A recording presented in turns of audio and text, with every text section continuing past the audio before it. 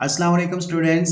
इस वीडियो में हम एक्सरसाइज 1.3 क्वेश्चन नंबर 8 का सिक्स्थ जो कि लास्ट पार्ट है वो सॉल्व करेंगे। इसमें हमने ये वेरीफाई करना है कि matrix B minus matrix B का transpose is skew symmetric. Same इस तरह का पार्ट हम क्वेश्चन नंबर 8 के जो फोर्थ पार्ट था वो भी सेम इस तरह का था, तो ये भी उसी तरह का पार्ट है। अब हम इसको भी सॉल्व करते हैं। तो पहले हम क्या करेंगे, जो गिवन एक्सप्रेशन है उसको सॉल्व करेंगे।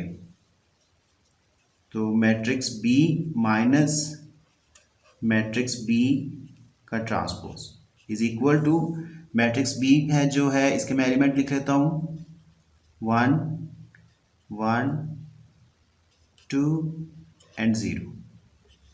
ये तो मैट्रिक्स बी के एलिमेंट लिख लिए। Minus again matrix B 1 1 2 0।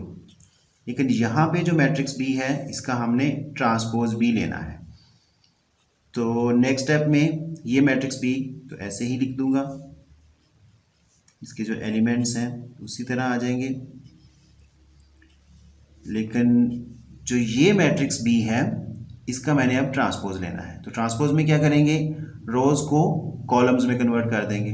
तो first row first column, second row इसको मैं सेकंड कॉलम में कन्वर्ट कर देता हूँ। तो ये मैट्रिक्स बी का ट्रांसपोज आ गया।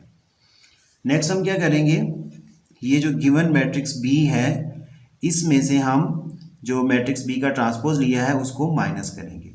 तो 1 माइनस 1 0 1 माइनस 2। यहाँ पे जो 2 है ये माइनस का है और ये 1 जो है ये प्लस का है, तो साइन माइनस का आएगा। -2 में से 1 निकालें तो -1 आ गया। 2 माइनस 1 1 आ गया। 0 माइनस 0 तो ये तो 0 ही आ जाएगा।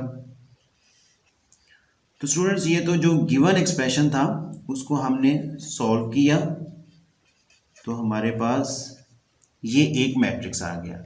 अब हम अगर इस सारे एक्सप्रेशन का ट्रांसपोज लेते हैं और जो हमारे पास रिजल्टेंट मैट्रिक्स आएगा वो सेम यही मैट्रिक्स आ गया लेकिन इसके साथ माइनस आया होगा, तो हम कहेंगे कि ये जो गिवन एक्सप्रेशन है ये स्क्यू सिमेट्रिक है। कैसे, पहले हम इस सारे का ट्रांसपोज लेते हैं। Matrix B minus matrix B transpose, इस सारे का ट्रांसपोज इज इक्वल टू, ये तो अभी हमने सॉल्व किया है, ये हमारे पास एक मैट्रिक्स आ गया है तो इसकी जगह मैं यही लिखूंगा 0 माइनस 1 1 एंड 0। लेकिन चूंकि लेफ्ट हैंड साइड पे मैंने इसका ट्रांसपोज लिया हुआ है तो यहाँ पे भी ट्रांसपोज लेंगे। तो इसका ट्रांसपोज क्या आएगा, रोज को कॉलम्स में कन्वर्ट कर दूंगा। तो फर्स्ट रो को मैंने फर्स्ट कॉलम में कन्वर्ट कर दिया, सेकंड रो को सेकंड कॉलम में कन्वर्ट कर दिया।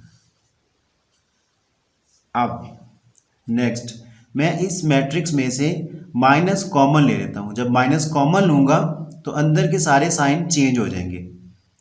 तो माइनस कॉमन लिया तो 0 तो खैर 0 ही रहेगा। ये 1 प्लस का है तो ये -1 हो जाएगा और ये 1 माइनस का है तो ये +1 हो जाएगा। 0 तो 0 ही रहेगा। ऐसा क्यों हुआ, क्योंकि मैंने माइनस कॉमन ले लिया। अब अगर इसको हमने वेरीफाई करना है तो अगेन मैं माइनस इसके साथ मल्टीप्लाई कर देता हूँ तो फिर यही एक्सप्रेशन आ जाएगा। तो माइनस कॉमन लेंगे तो ये आ जाएगा। अब स्टूडेंट्स देखिए ज़रा, ये जो मैट्रिक्स आया हमारे पास और जो गिवन एक्सप्रेशन था जिसको हमने सॉल्व किया था, इसके एलिमेंट्स और इसके एलिमेंट्स सेम है।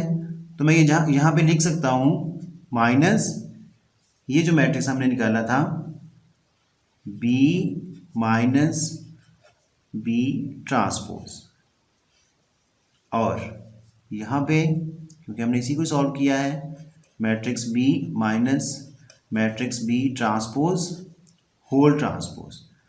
तो जो गिवन एक्सप्रेशन था उसको हमने सॉल्व किया, फिर उस सारे का ट्रांसपोज लिया तो वो किसके इक्वल आ गया, सेम एक्सप्रेशन आया लेकिन उसके माइनस के साथ।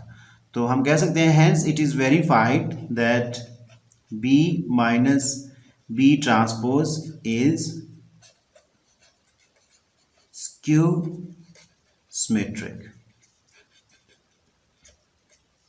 आई होप आपको इसकी समझ आ गई होगी। इवन दैट अगर आपकी कोई क्यूरी हो, कोई क्वेश्चन हो, कोई भी पॉइंट आपको समझ ना आया हो तो आप कमेंट बॉक्स में लिख सकते हैं। I will be there to reply your question, your query. Thanks for watching the video.